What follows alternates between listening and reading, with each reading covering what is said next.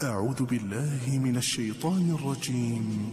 بسم الله الرحمن الرحيم. بسم الله الرحمن الرحيم. السلام عليكم ورحمة الله وبركاته. Alhamdulillah ala fadlihi wa ihsanih, wa ashkuruhu ala taufiqi wa amtinanih, wa ashhadu an la ilaha illallah wahdahu la syarika lahu ta'zima li sya'nih, wa ashhadu anna Muhammadan abduhu wa rasuluhu da'i ila ridwani wa ala alihi wa ashabihi.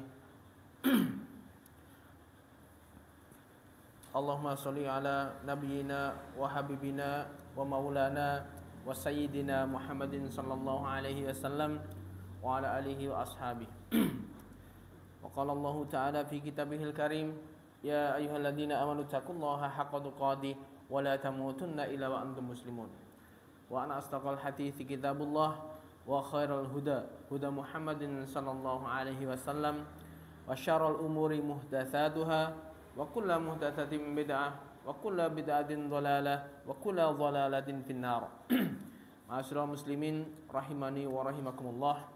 Alhamdulillah, malam hari ini kita kembali berkumpul di dalam majelis yang mulia ini, majelis yang mempelajari tentang tauhid, majelis yang mempelajari tentang usul ad-din atau dasar-dasar agama, pokok-pokok agama, yang mana kita sudah membahas tentang rukun iman. Kita sudah membahas tentang iman kepada Allah, kita sudah membahas tentang iman kepada hari akhir, kemudian iman kepada malaikat, kemudian kemarin kita membahas tentang iman kepada kitab-kitab Allah. Maka malam ini kita memulai pembahasan yang baru, yaitu rukun iman berikutnya, yaitu beriman kepada para rasul. Dan metode pembelajaran kita yaitu dengan cara ma'rifatu dinil islami bil adillah. Kita berusaha memahami agama Islam ini berdasarkan dalil-dalil. Jadi kita kumpulkan dalil-dalilnya dulu, kita pelajari dalil-dalilnya, baru membangun keyakinan di atasnya itu. Ini metode membangun keyakinan yang benar itu seperti itu. Kita cari dalilnya yang ada di dalam Al-Quran, kemudian di dalam As-Sunnah, ijma' para ulama, kemudian dibangun keyakinan di atas itu. Bukan sudah yakin, mempunyai keyakinan dulu mungkin terhadap tradisi atau sebuah kebiasaan baru mencari dalil pembenarannya, bukan. Kita cari dalilnya dulu baru membangun keyakinan di atas dalil tersebut.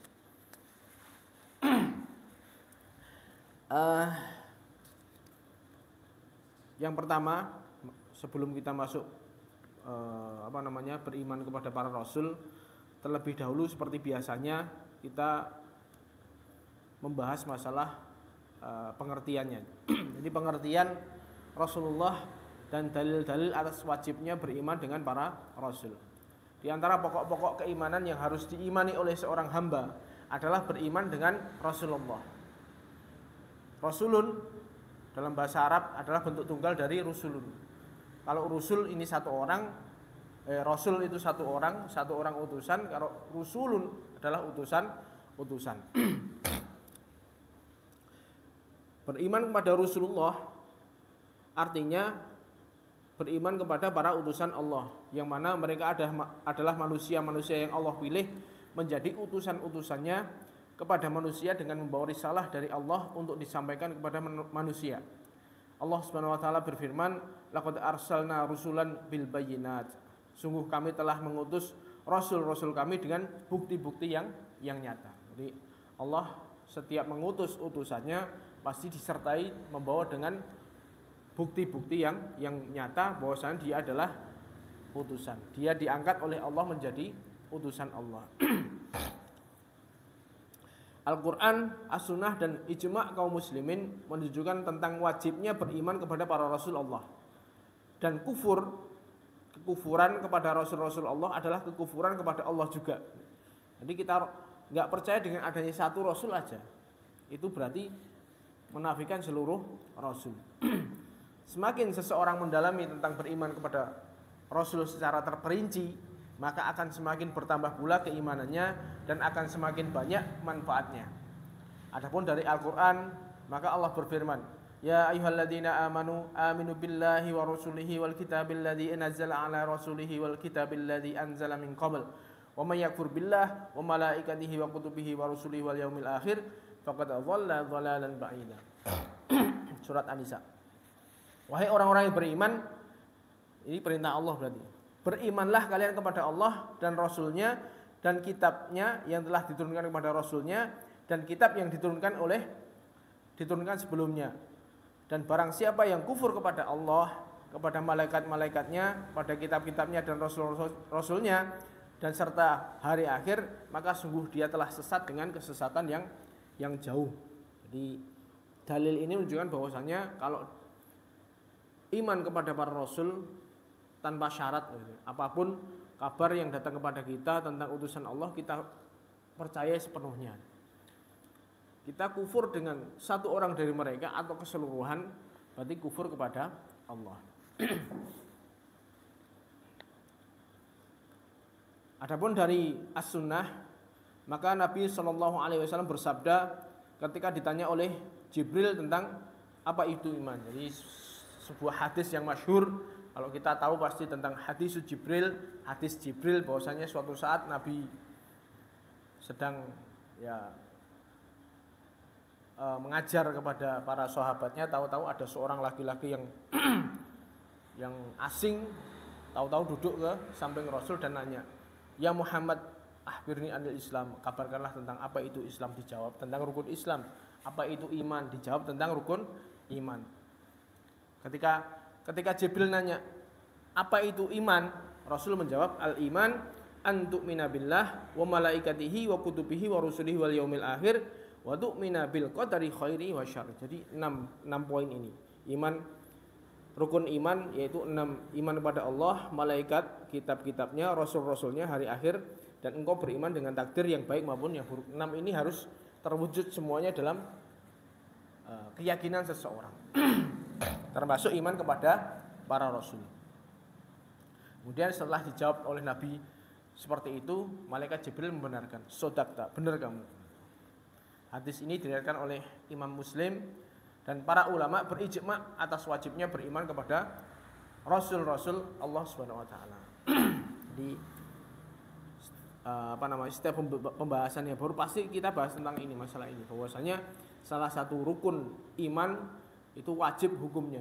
Jadi apapun kabar yang datang kepada kita tidak boleh tawar-menawar lagi. Harus dipercaya sepenuhnya. Jangan pakai logika-logika kita. Kemudian setelah itu apa toh bedanya Rasul dengan Nabi? Kan di dalam hadis itu, dalam Al-Quran sering disebutkan kadang-kadang lafadznya Nabi, kadang-kadang Rasul. Berarti memang Allah membedakan antara Rasul dengan Nabi. Dalil-dalil yang menunjukkan adanya perbedaan antara Nabi dan Rasul, yaitu diantaranya Allah berfirman, "Wa ma arsalna min qablika min rasulin wala nabiyyin illa idza tamanna alqa syaitan fi umniyati." Dan tidaklah kami mengutus kepada Rasul dan tidak pula mengutus kepada Nabi sebelum engkau Muhammad, melainkan apabila dia mempunyai suatu keinginan sesuatu, maka syaitan pun mengganggunya, memasukkan godaan-godaannya ke dalam keinginan tersebut. Surat Al-Hajj. Berarti antara Nabi dan Rasul ini Allah membedakannya. Meskipun sama-sama utusan Allah, tapi ada yang statusnya sebagai Rasul, ada yang statusnya sebagai Nabi. Ayat di atas menunjukkan bahwasanya Rasul itu beda dengan Nabi.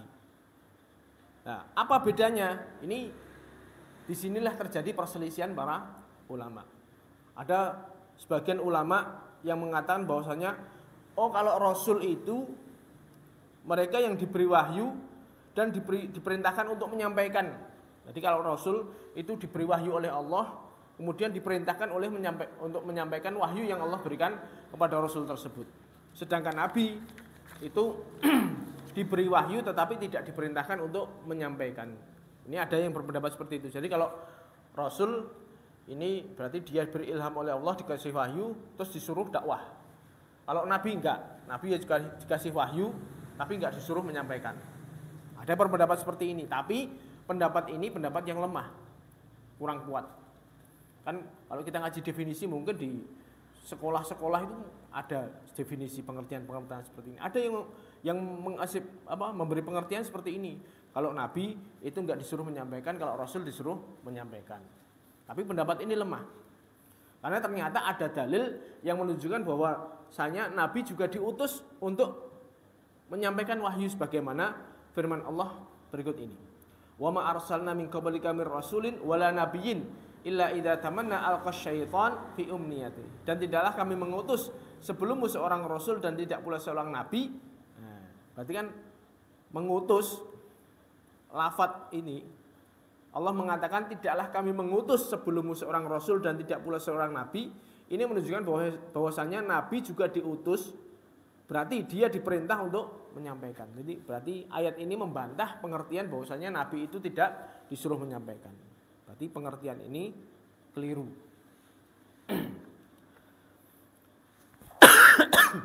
Demikian juga di dalam hadis Rasulullah sallallahu alaihi wasallam bersabda, "Uridat alayya umam fara'aitu nabiyya wa ma'ahu ruhaid wa nabiyyu wa ma'ahu ar-rajul wa rajulani wa nabiyyu laisa ma'ahu ahad." Ditambahkan kepadaku, jadi besok di hari kiamat itu Nabi Muhammad diperlihatkan bahwasanya besok aku melihat Nabi itu umat itu menyertai pada para nabinya.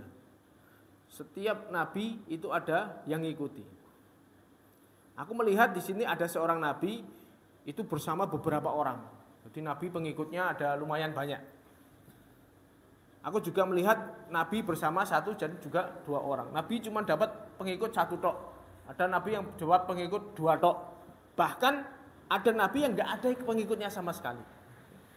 Berarti menunjukkan bahwasanya nabi itu disuruh menyampaikan, sehingga dari penyampaiannya ini ada yang ikut, ada yang enggak. Buktinya ketika Nabi diperlihatkan besok di akhirat besok, setiap umat ini bersama dengan nabinya masing-masing. Ini ada yang Nabi cuman dapat pengikut satu orang, ada dua orang, ada tiga orang, ada beberapa orang. Yang paling banyak adalah umatnya Nabi Muhammad. Berarti ini menunjukkan bahwasanya Nabi juga disuruh menyampaikan, bukan kok menentok. Berarti dua dalil ini menunjukkan bantahan kepada pengertian yang di atas tadi.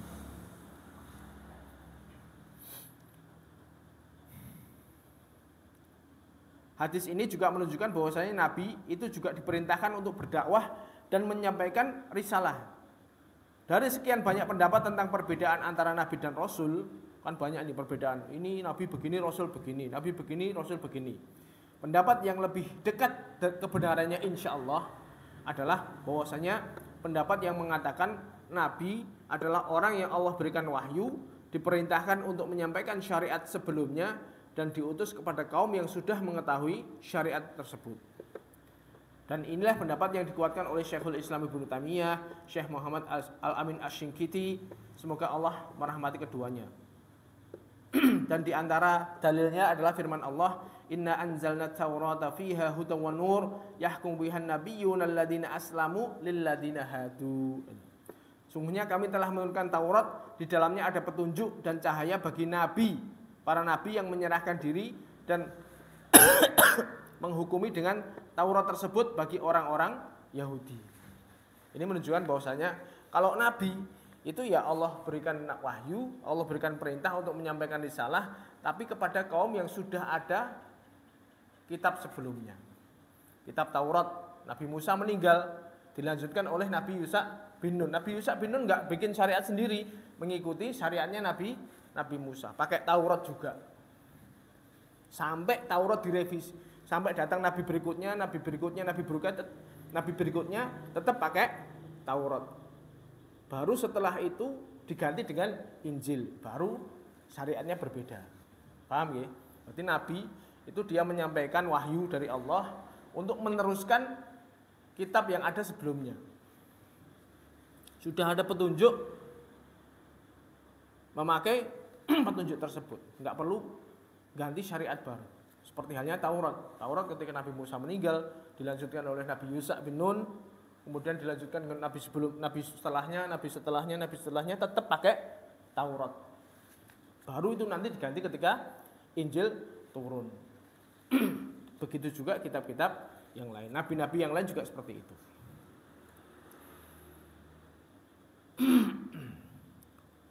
Di dalam ayat ini Nabi-nabi Bani Israel mereka menyampaikan syariat Nabi Musa yang ada di dalam Taurat. Adapun pengertian Rasul secara syariat, mereka adalah orang-orang yang Allah beri wahyu dan diperintahkan untuk menyampaikan syariat yang baru dan diutus kepada kaum yang menyelisih perintah Allah. Ini, jadi bikin punya syariat baru, aturan baru setelah kaum yang ada itu menyimpang. Ketika Nabi Nuh pertama, Rasul pertama diutus adalah Nabi Nuh. Kapan Nabi Nuh diutus? Ketika tauhid sudah menyimpang. Di situ banyak terjadi kesyirikan-kesyirikan, orang-orang soleh yang asalnya mereka orang-orang soleh akhirnya disembah oleh kaumnya Nabi Nuh. Baru di situ Allah mengutus Nabi Nuh untuk meluruskan kaumnya agar kembali kepada tauhid. Kemudian Nabi Ibrahim juga seperti itu. Ketika kaumnya sudah menyimpang, sudah rusak, diutuslah Nabi Ibrahim untuk mengembalikan kaumnya kepada tauhid. Nabi Musa diturunkan Taurat. Nabi Isa juga seperti itu. Nabi Muhammad juga seperti itu. Jadi Rasul itu adalah orang yang membawa syariat baru dari Allah, membawa aturan baru, mengganti, merevisi aturan sebelumnya. Itulah para Rasul. Jadi jumlah Rasul itu lebih sedikit dibandingkan dengan jumlah Nabi. Wallahu a'lam bishawab. Jadi mana pengertiannya lebih tepat, tapi insya Allah itu yang mendekati kebenaran. Meskipun versinya banyak, kalau kita belajar ya ini Rasul begini, Nabi begini, tapi pengertian yang lebih insya Allah lebih mendekati kebenaran yang seperti itu didasari dengan dalil-dalil yang kuat.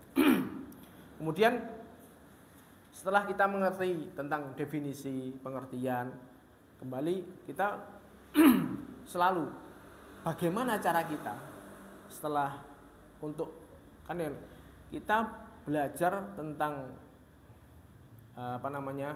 Nabi secara terperinci, tujuannya apa? Agar menambah keimanan kita. Ya, termasuk bagaimana caranya kita agar beriman kepada Rasul. Ini ada cara kita beriman kepada para Rasul. Yang pertama, kita harus betul-betul meyakini bahwasanya kenabian dan kerasulan ini adalah pilihan Allah, murni pilihan Allah. Allah Subhanahu wa taala memberikan kepada siapa yang memang berhak dan paling afdal dan sempurna. Allah Subhanahu wa taala berfirman, Allahu a'lamu haitsu yaj'alu risalatah. Allah lebih tahu di mana Allah meletakkan risalahnya. Allah memilih pembawa risalahnya di antara beberapa makhluk ciptaannya. Allah memilih di antara manusia-manusia terbaik. Surat Al-An'am.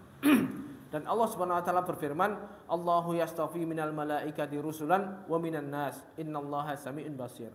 Allah memilih rasul-rasul dari kalangan malaikat dan dari kalangan manusia. Sesungguhnya Allah Maha mendengar lagi Maha melihat. Ini juga sebagai bantahan kepada beberapa firqah yang menyimpang, karena ada beberapa firqah karena dia mengedepankan akal sehingga punya bid'ah dalam akidah, termasuk ketika mereka mendefinisikan Rasul. Jadi Nabi ini adalah sebuah usaha yang bisa diusahakan oleh siapa saja. Kalau seseorang bisa mencapai derajat tertentu, maka dia bisa menjadi Nabi.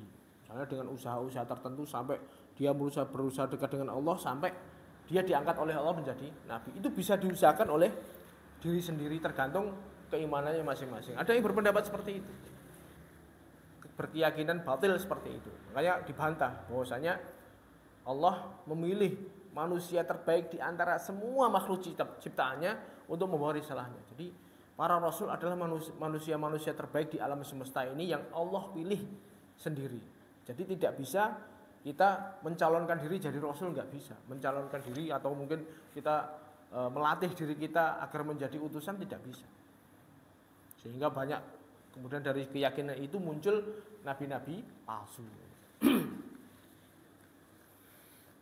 Kemudian yang kedua, ini yang pertama itu yang harus kita yakini 100%. Benar-benar mereka adalah manusia terbaik yang Allah pilih. Kemudian keyakinan yang dalam bahwa mereka para Rasulullah adalah makhluk Allah yang paling sempurna. Baik ilmunya, amalannya, i'tiqad atau keyakinan mereka maupun penciptaan atau fisik mereka. Allah Subhanahu wa taala berfirman menceritakan tentang Nabi Nuh alaihi salam. Innahu kana abdan syakura. Sungguhnya dia Nabi Nuh adalah hamba yang banyak bersyukurnya. Ini jadi semua para rasul ini adalah orang-orang pilihan yang secara fisik ini manusia terbaik di zamannya. Yang ganteng dewe gitu. Terus fisiknya paling sempurna, kemudian keyakinannya pol, kemudian ilmunya juga paling unggul. Jadi semuanya terbaik dari segala aspek. Manusia terbaik yang ada zaman itu ya para rasul itu. Sehingga Allah memilih mereka, itu enggak mungkin mereka direndahkan dari sisi penciptaannya. Sampai Allah betul-betul memuji Nabi Nuh, innahu kana abdan syakura. Sampai Nabi Nuh itu hamba yang banyak bersyukurnya. Padahal cobaannya luar biasa. Kalau kita baca surat Nuh itu, bagaimana beliau berdakwah selama 950 tahun. 950 tahun. Ini da'autu lailan wa nahara. Dakwahnya siang malam gitu. Ketika dakwah kok yang didakwahi nerima ya enggak. Mereka waja'alu asabi'ahum. Kalau didakwahi Nabi Nuh itu kayak gini. Jadi Nabi Nuh ceramah itu kupingnya ditutupi terus surbannya ditutupkan gini pakaiannya, kurang ajar mereka. Tapi segitu Nabi Nuh itu abadan syakur, banyak bersyukurnya setiap keadaan beliau bersyukur, alhamdulillah. Beliau selalu mengucapkan syukur dalam keadaan beliau. Padahal kalau kita tahu penderitaan atau mungkin cobaannya Nabi Nuh itu luar biasa.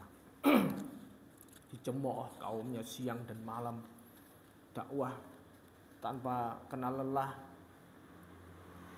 Itu Nabi Nuh, beliau adalah orang yang terbaik di zamannya. Juga seperti halnya Allah memuji Nabi Ibrahim, inna Ibrahim lahalimun awwahun munib. Sungguhnya Ibrahim adalah penyantun, lembut hati dan suka kembali kepada Allah. Orangnya paling lembut. Jadi ketika Allah memuji seperti ini, memang beliau unggul dari segala hal. Hatinya lembut, tapi tidak takut untuk berdakwah. Dan bisa dikatakan Nabi Ibrahim ini adalah bapaknya tauhid. Bagaimana beliau satu orang itu melawan orang satu negeri ketika beliau berdakwah di Babilonia dengan mencela berhala-berhala yang disembah oleh kaum sak negara itu. Bayangno. Beliau melawan orang satu negara. Mencela itu sampai berhala-berhala dihancurkan, membuat marah orang satu negara sehingga oleh rajanya beliau dihukum untuk dibakar dan diumumkan untuk dibakar oleh rajanya. Sehingga rajanya woro-woro kepada orang seantero negeri untuk mengumpulkan kayu bakar. Sampai mereka berbondong-bondong karena mereka merasa pengen membela agama berhala-berhalanya itu, sampai mereka mengumpulkan kayu bakar dengan kayu bakar yang sangat menjulang tinggi. Sampai diceritakan itu ada nenek-nenek yang di ujung negara itu, ujung negeri Babilonia, ikut andil nyumbang kayu bakar. Bahkan ada yang sampai nangis karena nggak bisa ikut karena sakit. Kaya ngono itu ya. mereka menyinggung orang sak negeri dengan mencela berhala-berhala mereka, sehingga diciptakanlah sebuah perapian yang sangat belum pernah dinyalakan api sebesar itu sebelumnya. Jadi api terbesar yang pernah dinyalakan saat itu ketika untuk bakar Nabi Ibrahim. Jadi kayu yang sangat menjulang tinggi kemudian dibakar dengan api yang sangat hebat. Nabi Ibrahim dilemparkan ke dalam api itu dengan manjanik, pelintengan ini, celung, blek. Itu seperti itu, melawan wong sak negeri. Beliau iktikad secara kekuatan batin tentang tauhidnya luar biasa. Mungkin kalau kita bayangkan mungkin masya Allah, kita lagi ditodong ini mungkin wis wedi. Beliau sama sekali nggak takut. Hasbunallahu wa ni'mal wakil. Itu Nabi Ibrahim. Kemudian Allah Subhanahu wa taala berfirman, qalu la taujal inna nubashsyiruka bigulamin alim. Mereka berkata, para malaikat yang mampir ke tempatnya Nabi Ibrahim sebelum mengadab kaumnya Nabi Lut, itu jangan engkau wahai Ibrahim takut, sesungguhnya kami memberikan kabar gembira kepada dirimu dengan seorang anak yang alim. Yang dimaksud dengan anak tersebut adalah Nabi Ishak alaihi salam. Jadi Nabi Ibrahim akhirnya diberi kabar gembira dengan kelahiran Nabi Ishak. Termasuk fadilah yang Allah berikan kepada Nabi Ibrahim. Dan juga Allah Ta'ala berfirman tentang ini, tentang keyakinan bahwasanya para rasul adalah manusia-manusia terbaik.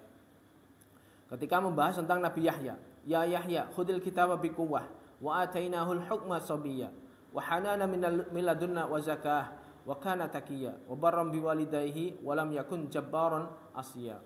Wahai Yahya, ambillah kitab Taurat dengan sungguh-sungguh dan kami berikan hikmah kepadanya selagi dia masih anak-anak, dan kami jadikan rasa kasih sayang kepada sesama dari kami dan bersih dari dosa, dan dia pun seorang yang bertakwa dan sangat berbakti kepada kedua orang tuanya, dan dia bukan orang yang sombong, bukan pula orang yang durhaka. Jadi mereka adalah manusia-manusia terbaik dari sisi akhlak, iktikad, keyakinan, dan juga fisik. Sehingga orang yang memusuhi mereka berarti memang mereka adalah orang-orang yang bejat. Sampai Nabi Yahya dibunuh itu ya karena memang kaumnya yang rusak. Tapi begitulah. Dan Allah Subhanahu wa taala berfirman tentang Nabi Muhammad, wa innaka la ala khuluqin azim. Sesungguhnya engkau wahai Muhammad berada di atas akhlak yang mulia. Surat Al-Qalam ayat 4. Jadi Nabi Muhammad kita dapati kalau kita belajar tentang sifat-sifat atau sirah tentang Nabi Muhammad SAW, kita dapati bagaimana beliau punya akhlak yang luar biasa. Termasuk akhlak beliau adalah mukjizat. Kalau kita contoh mungkin dari hal yang kecil sampai hal yang besar, semuanya adalah luar biasa. Yang mungkin tidak kita mencontohnya itu akan susah sekali. Itulah akhlak Nabi Muhammad. Dan juga ayat-ayat yang lain yang menunjukkan tentang kesempurnaan para nabi dan para rasul Allah di dalam ilmu, amalan, iktikad dan juga fisik mereka. Jadi banyak sekali. Jadi mulai nabi yang pertama sampai nabi yang terakhir, ini semuanya fisiknya ganteng-ganteng. Manusia terbaik secara fisik yang ada hidup di zaman itu. Makanya kalau kita mungkin sampai Imam At-Tirmidzi itu punya kitab khusus namanya Asy-Syama'il Muhammadiyah. Beliau punya ciri-ciri fisik Nabi Muhammad SAW. Bagaimana perawaan beliau, bagaimana bentuk kepalanya, bagaimana bidangnya dada Nabi Muhammad SAW, bagaimana seberapa rambutnya. Ini semuanya digambarkan dengan jelas di situ. Jadi dan itu menunjukkan bahwasanya beliau adalah manusia secara detik paling cakep. Ini berarti Allah memilih mereka manusia-manusia terbaik untuk membawa risalah-risalah Allah. Dan kita harus yakin bahwasanya mereka dipilih oleh Allah. Dan ini yang diingkari oleh orang-orang kafir ketika mereka para nabi mengaku misalnya menyatakan bahwa saya membawa risalah Allah, dicibir oleh orang-orang kafir. Allah, wong mosok Allah mengutus dari kalangan manusia dan lain sebagainya. Itu kan cibiran-cibiran. Kalau kita harus betul-betul beriman dengan hal itu. Kemudian cara beriman kepada para rasul berikutnya, yaitu meyakini bahwasanya para rasul benar-benar terlepas dari sifat dusta, menyembunyikan ilmu dan juga pengkhianatan. Allah Subhanahu wa taala berfirman, qalu ya wailana man ba'atsana min marqadina hadza ma wa'adana rahman wa sadaqal mursalun. Mereka orang-orang kafir berkata, celaka kita, siapa yang telah membangkitkan kita dari tempat istirahat kita. Ini yang dijanjikan oleh Ar-Rahman dan benarlah para rasul.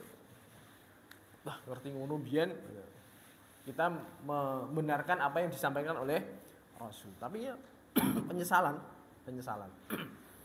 Berarti para nabi, para rasul sudah menyampaikan semua risalah yang seharusnya mereka sampaikan. Dan agama tidak sempurna. Agama sudah sempurna setelah mereka wafat. Maksudnya mereka tidak wafat sebelum menyampaikan agama secara sempurna. Dan Allah Subhanahu wa taala berfirman, "Walau taqawwala 'alaina ba'dhal aqawil la akhadna minhul bil yamin tsumma la qata'nahu minhul yawatin fama minkum min ahadin anhu hajizin."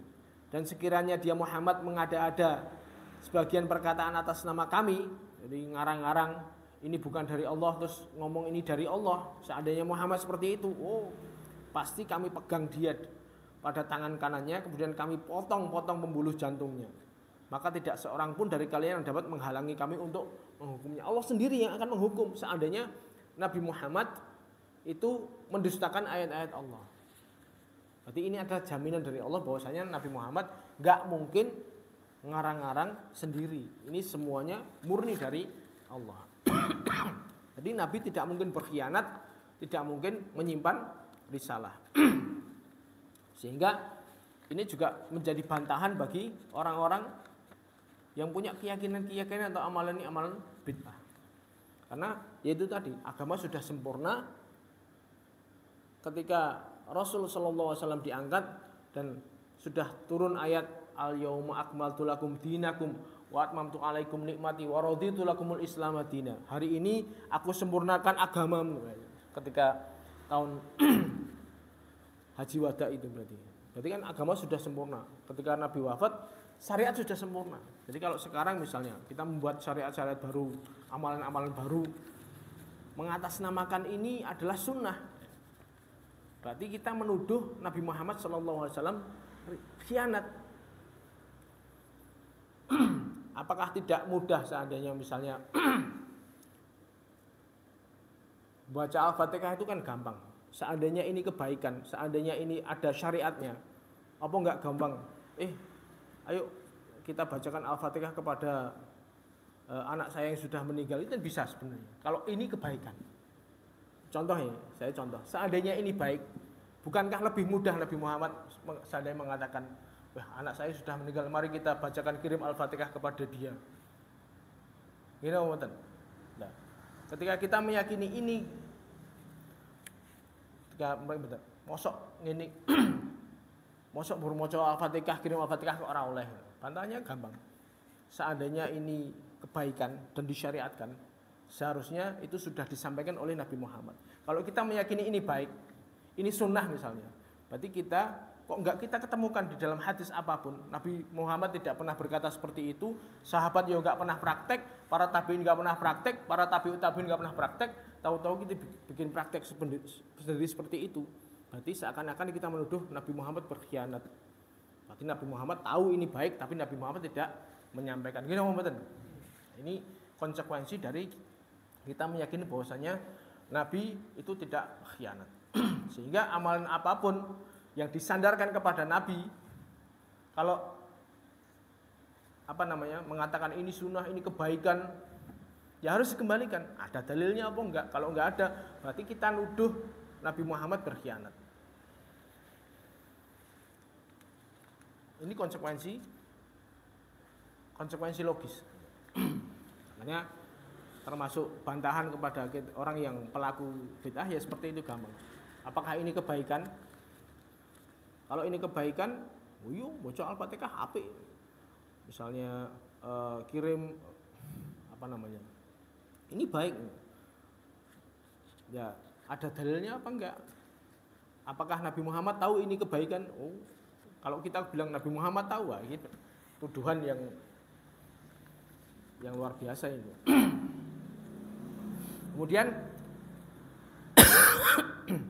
cara beriman yang selanjutnya, keyakinan yang dalam bahwasanya mereka itu telah melaksanakan tugas mereka dengan sempurna dan sebaik-baiknya, dan Allah tidak mewafatkan mereka kecuali setelah mereka menyampaikan secara sempurna risalah Allah kepada kaumnya.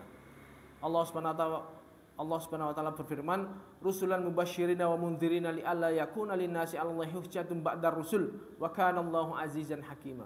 Rasul-rasul itu adalah sebagai pembawa berita gembira dan pemberi peringatan agar tidak ada alasan bagi manusia untuk membantah Allah setelah rasul-rasul itu diutus.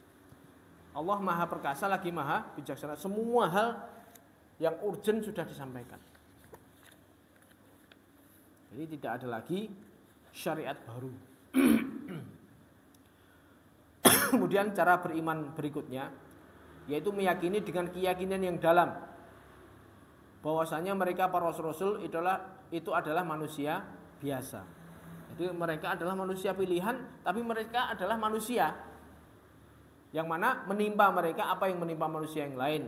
Mereka makan, mereka minum, mencari nafkah, menikah, memiliki keturunan, tertimpa sakit, terbunuh, meninggal, dan lain-lain. Ini rasul dari kalangan manusia seperti itu. Karena mereka adalah manusia biasa, bukan malaikat, bukan. Jadi mereka ya bisa sakit, bisa tertimpa musibah, juga bisa meninggal, terbunuh. Allah Subhanahu wa taala berfirman, "Qul innama ana basyarum mitslukum yuha ilayya." Katakanlah wahai Muhammad, sungguhnya aku adalah manusia seperti kalian, hanya saja diwahyukan kepadaku. Yang jadi beda itu, saya manusia biasa, cuman yang jadi beda Allah mewahyukan wahyu kepadaku, kalian yang tidak diwahyukan kepada kalian. Ini dan juga Allah Subhanahu wa taala berfirman, "Qul subhana rabbi hal kuntu illa basyarar rasula." Katakanlah, wahai suci Rabbku, tidaklah aku kecuali seorang manusia yang diutus. Beliau manusia biasa, hanya saja Allah memberikan kelebihan, beliau adalah utusan Allah. Mereka makan, minum, dan mencari rezeki. Allah Subhanahu wa taala berfirman, "Wa ma arsalna qablaka minal mursalin illa innahum la ya'kuluna at-ta'am wa yamshuna fil aswaq."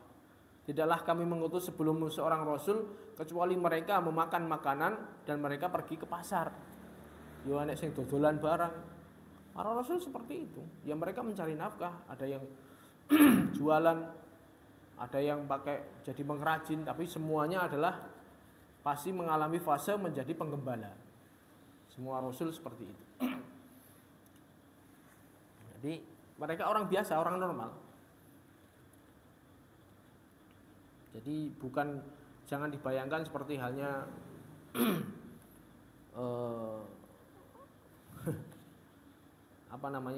orang yang istimewa sampai nggak makan, nggak minum, dan juga Allah langsung memberikan rezeki sendiri, itu ya nggak seperti itu. Mereka ikhtiar juga. Mereka menikah dan memiliki keturunan. Allah Subhanahu wa taala berfirman, "Walaqad arsalna rusulan min qablika wa ja'alna lahum azwajan wa dzurriyyah." Dan sungguh kami telah mengutus para rasul sebelummu dan kami telah menjadikan bagi mereka istri-istri dan keturunan. Ar-Ra'd ayat 38. Ini juga manusia normal, mereka punya syahwat yang harus disalurkan juga. Tapi yang jadi pembeda, mereka dari semua sisi kehidupannya itu menjadi contoh bagi orang lain.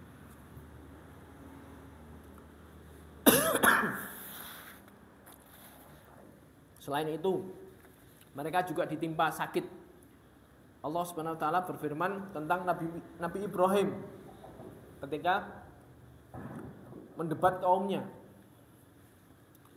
Wa idza maritu fahuwa yashfin. Bahwasanya saya punya Allah, kalian opo yang kalian sembah itu enggak iso ngomong apa ketika kalian minta juga enggak mungkin mengabulkan, kalian enggak sembah juga enggak bisa berikan mudarat. Alah, berhala kalian tuh enggak bisa ngapa-ngapain. Beda dengan Tuhan saya, Allah. Ketika Allah memberikan banyak hal, memberikan rezeki dan lain sebagainya, wa idza termasuk ini wa idza maritu fahuwa yashfin. Ketika saya sakit, Allah yang menyembuhkan saya. Saya minta pada Allah, Allah sembuhkan saya. Berarti para nabi juga mengalami sakit. Bahkan sakit mereka melebihi manusia normal. Seperti halnya yang dialami oleh Nabi Ayub alaihi salam. Wa ayyuba idnada rabbahu anni masaniyadhur wa anta arhamur rahimin. Dan ingatlah ketika Ayub dia memanggil Rabb-nya. Sungguhnya aku telah ditimpa sakit dan engkau adalah zat yang maha penyayang. Jadi Nabi Ayub ini beliau sangat malu. Sudah 40 tahun beliau selalu mendapatkan kenikmatan dari Allah. Kekayaannya banyak, istrinya banyak, anak-anaknya banyak. Selama 40 tahun enggak pernah kekurangan suatu hal. Kemudian dicoba baru 20 tahun. Beliau malu.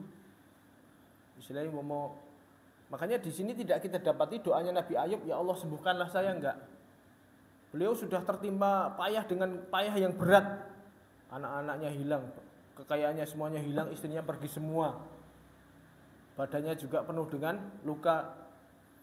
Sampai betul-betul hampir putus asa baru beliau berdoa kepada Allah.